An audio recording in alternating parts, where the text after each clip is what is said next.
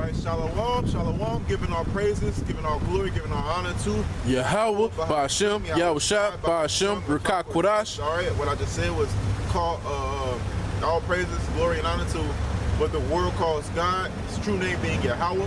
Alright, Ba'ashem in the name of Yahushua, so what the world ignorantly calls Jesus Christ, the Son of the Lord, man, the Son of the Most High, you know? Before I start camp, I want to give double honors to the apostles and the elders, a great millstone who rule well and worthy to be accounted double honors. And peace and salutations to every brother preaching the truth throughout the four corners of the earth with truth and sincerity, all right? And like I said, this is GMS Indiana. Come back with another camp, you know? Without further ado, I'm going to get into it, man. We probably came out here to prophesy, man. The Lord raising up men of Israel to prophesy. Prophesy what? All right, the word prophesy, we go back to prophecy. All right, pro meaning before, and to decide meaning to save. All right, so prophecy means save before. And we're coming, saying what's coming to this place before it happens. All right, you can go ahead and get that. I got a precept too for it too. This is second Ezra's. Matter of fact. Yeah, this is second Ezra's, chapter 15. It says, "Behold, speak thou in the ears of my people the words of prophecy." Speak now in the ears of my people the words of prophecy, because the Lord only cares about Israel. All right, and that's due to the scriptures. All right, we can go into that later, but right now we're speaking about prophecy, man, because Prophet Tahar, our leader, our leader of Israel today, he deemed this what? He deemed this the year of prophecy, all right? So something's gonna happen, things have been happening where it's been leading up to prophecy, man. You know, everybody's backing out of the dollar. They're abandoning the great whore, you know? Go ahead, because speak now in the ears of my people the words of prophecy. The Lord only cares about the Israelites. So we come out here to speak the words of prophecy to the Israelites, man. What does it say? Repent, for the kingdom of heaven is at hand. Turn ye away and do ye no more sin. That's what we're saying to these people. It says, "Which I will put in thy mouth, saith the Lord." Which I will put in thy mouth. With the words we're coming to speak. It's not the words of our own thoughts, man. Proverbs 16:1 says, "The ways of men are clean in his own eyes, but the Lord weigheth the spirits." Okay? So when we come out here, we're not speaking on our feelings or how we feel about certain topics. We're speaking about how the Lord feels about all topics. Okay? It's a difference, man. Keep on. It says... Read that over, Bible shots, when it says... at the top. Is that all verse 1 you just read? Yeah, can you read that all over? This is second Ezra, chapter 15. It says, "Behold, speak thou in the ears of my people the words of prophecy, which I will put in thy mouth, saith the Lord." God. This is Jeremiah chapter 1, verse 5. All right? It says, it's like 1 verse 4, Jeremiah 1 and 4. "When the word of the Lord came unto me, saying," so the word of the Lord came into Jeremiah, okay? Jeremiah didn't just go out. I'm going to tell people how I feel today. The words of the Lord came to Jeremiah so he can speak them. It says, verse 4, Jeremiah 1 and 4. "Then the word of the Lord came unto me, saying, Before I formed thee in the belly, I knew thee. And before thou camest forth out of the womb, I sanctified thee, and I ordained thee a prophet unto the nations." All right, so we didn't choose this life, man. Every brother in the truth, they didn't wake up in the morning and just say, "I guess I'll be a prophet of the Lord today." You know, the Lord had to put that unction in our head to have us choose righteousness, man.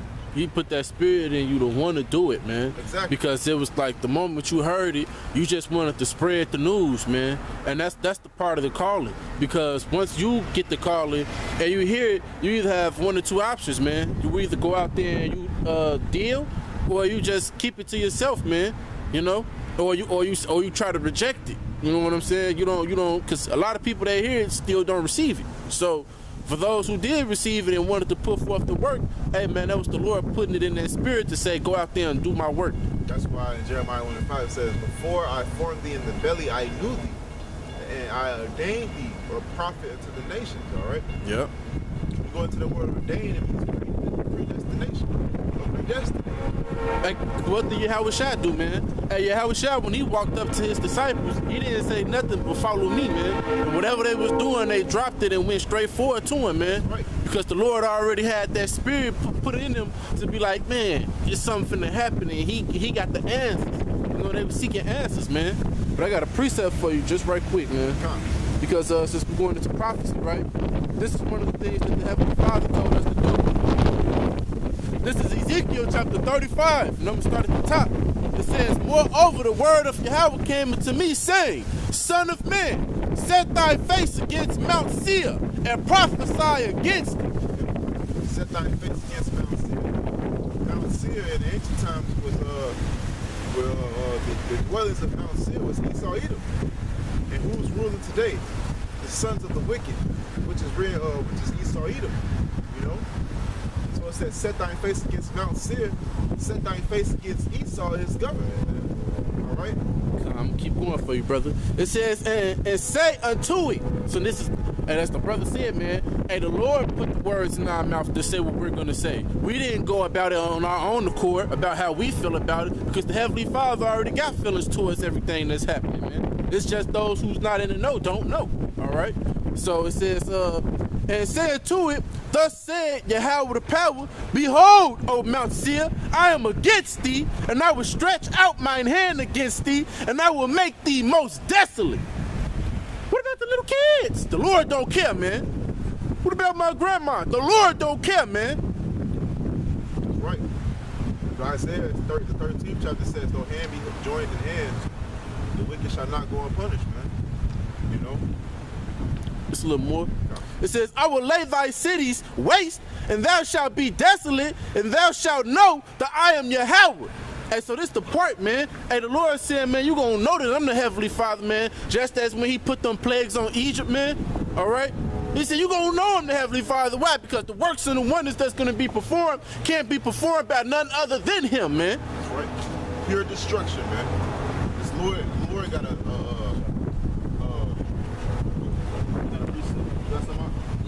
y'all going into the Lord has chosen us. Well, we just didn't wake up one day and wanted to do this ourselves. This is Acts chapter 9, verse 10. It says, and there were a certain disciple at Damascus named Wait, Salaki, just a little more to this before you get into that. Because this is the reason why that the Lord has such a disdain for this place and why it's going to be made so desolate, right?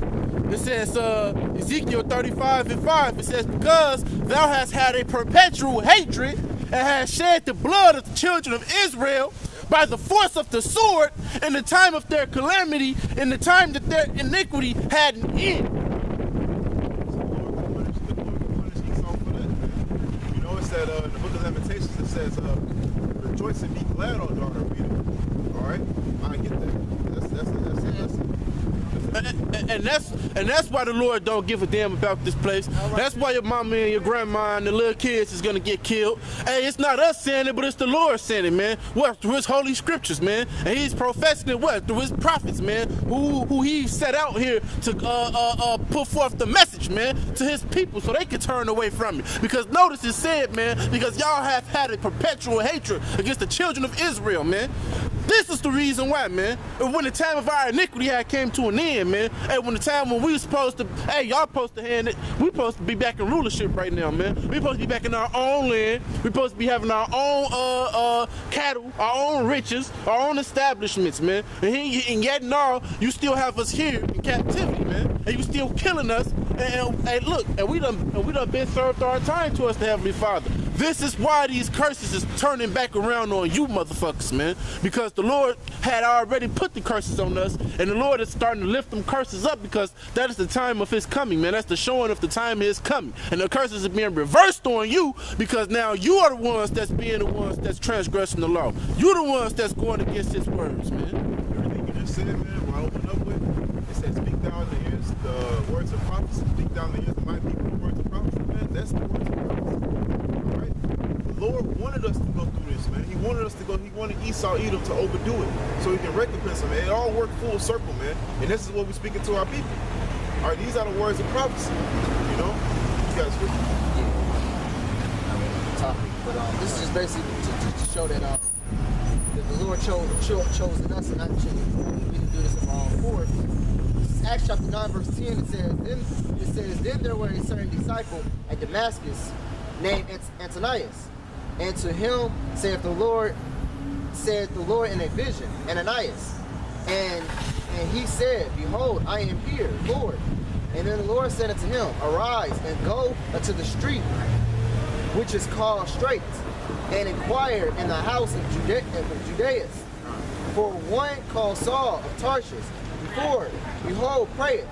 It says, and have seen a vision, a man named Ananias coming in, putting his hands on him, he might receive sight.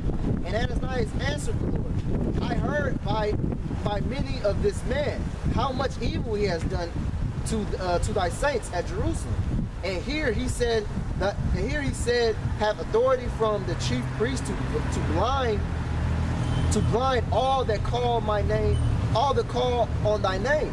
And the Lord said unto him, go thy way, for he is a chosen vessel unto me, to bear my name before the Gentiles and kings and the children of Israel. And I will show him how great things he must suffer for my name's sake.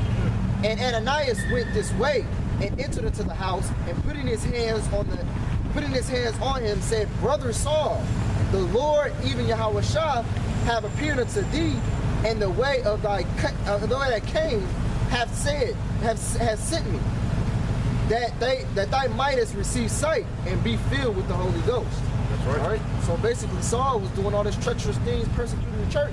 But what did the Lord say? He said, what? He is a chosen vessel unto me to bear my name unto the Gentiles and to the children of Israel, man.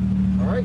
So it didn't matter what Saul wanted. It didn't matter what Ananias wanted, man. The Lord told Ananias he's a chosen vessel, man. You know. Hey, the scripture says what, man? Blessed is the man that the Lord imputes sins. You know what I'm saying? The water.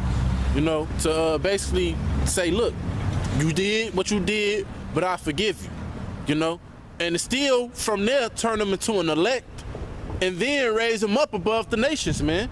That's a blessing, man. Because all of us in this lifetime, in our lifetime past, in our past lifetimes, has sinned against the Heavenly Father, man. You know. But he considered and knew that these things would happen and still had mercy upon us, man. John, did you have more to that? That was it. Yeah, because the brother said he know the persecution that he's done towards the Jews and whatnot. Hey, but this goes to Esau as well, right? This is Jeremiah 51:9. It says, we would have healed Babylon, but she is not healed. She is not healed. So if it was possible, we would have did it. So that shows you this. It's like a rhetorical question. And we would have healed her, but she is not healed. Keep going. It says, forsake her, and let us go everyone unto his own country. Like when you when you in battle, and the group is in battle, and say if it's a group of 5 and one of them is so badly wounded that he's gonna bleed out and die, there's no hope. We would have healed him, but there is no hope. So forsake him so we can save our own life. In that same chapter it says every man shall flee into his own country, man. It's talking about these other nations. Yep. He just said it. He just said it, yeah. Read it over. It says, and let us go everyone unto his own country. Let us go everyone into his own country. Like the analogy, hey, we can't save him. You know, it's like beating a dead horse. Why beat it? You know, he's already dead. It's gonna be vain. It's gonna be vain. All right, pointless. Hey, just like right now, man. It was a few months back. Russia called all his officials back from America and called all his people and said, hey, look, get up out of America, come back to Russia, man. So you have that in effect right now, man. You have that in the matter of fact. Why? Because this, man, it says, for her judgment reaches unto heaven, and it is lifted up even to the skies. So, hey, man, their wickedness has reached into the heavens, man. The Lord is he hearing this. He's smelling it, the foulness of this land, the deceit of this land, the wickedness of this land, man. I gotta put that for you. Lamentations chapter 4, verse 1. Rejoice and be glad, O daughter of Edom, that dwellest in the land of Uz. The cup also shall pass through unto thee. Thou shalt be drunken and shalt make thyself naked. All right. It says rejoice and be glad, O daughter of Edom. All right. So live it up, man. All right. A lot of elders say, hey man, if you Edomite, man, go get a credit card, max it out, whatever you want to do, man. Live it, most pleasures you can. Listen, if you ain't never gonna get to do it again. You ain't never gonna get to do it again. So do it while you still have the chance now. You know, just live your life. Just live.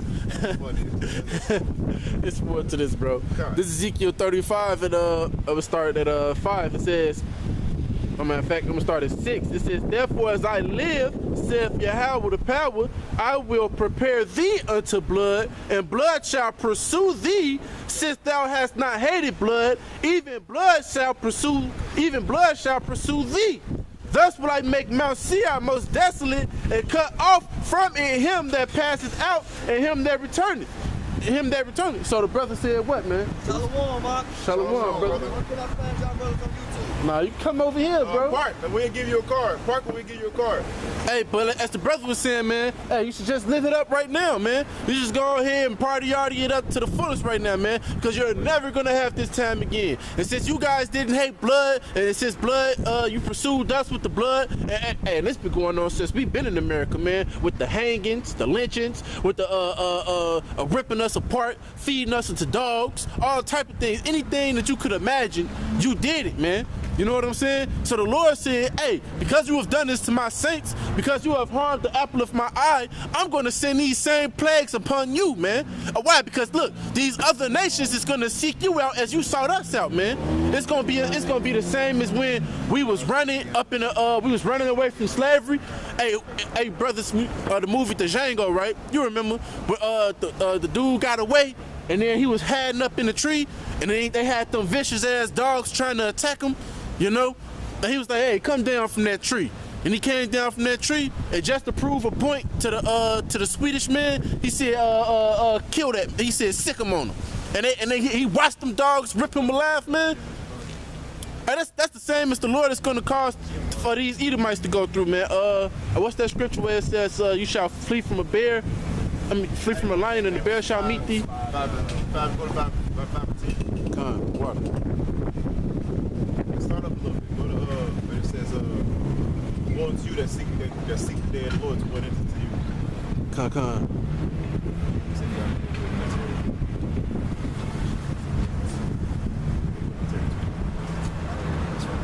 YouTube, Daily Motion, or nothing?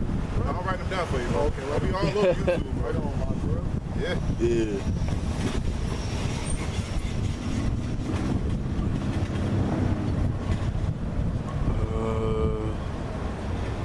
Y'all brothers from Gary? Yeah. This GMS Indiana. Huh? This GMS Indiana. GMS Indiana? Yeah. Okay. Glad to see brothers in the truth in this area, man. Ain't too many brothers out here. I need to, what's the sit down? GMS Indiana sit down. Sit down, capital. Found the answers here? Yeah, I got it. This is Amos chapter 5, verse 8, and it reads, seek him that maketh the 7 stars. Wait. Amos? Yeah, this Amos, but I don't believe this is the one.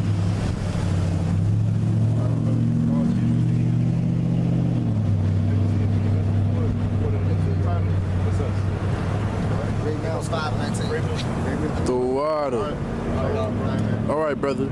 It says Amos 5:18, right? Because it was just the one in front of. Okay, come. It says, woe to you that desire the day of Yahawah. To what end is it for you? The day of Yahawah is darkness and not light. Can you read that over? It says, Amos 5:18, it says, woe to you that desire the day of Yahawah. To what end is it for you? Speaking about all the people that's not under the mark. And when I say mark, I mean exempt from judgment, man. To everybody that's not under whether you be a Christian, Islamic, or whatever belief you got, man. If you don't have that mark, all right, meaning exempt from judgment, in the book of Ezekiel, what's the 37th chapter? Ezekiel in Ezekiel, I believe it's the 37th. Actually, I get it. The Wah, I believe. The Wah. All right, the Hebrew word for that mark in Ezekiel is the Wah. All right, it means exempt from judgment. To show you it's not talking about the same mark that's in Revelation. Exactly. I'll pull it just for edification.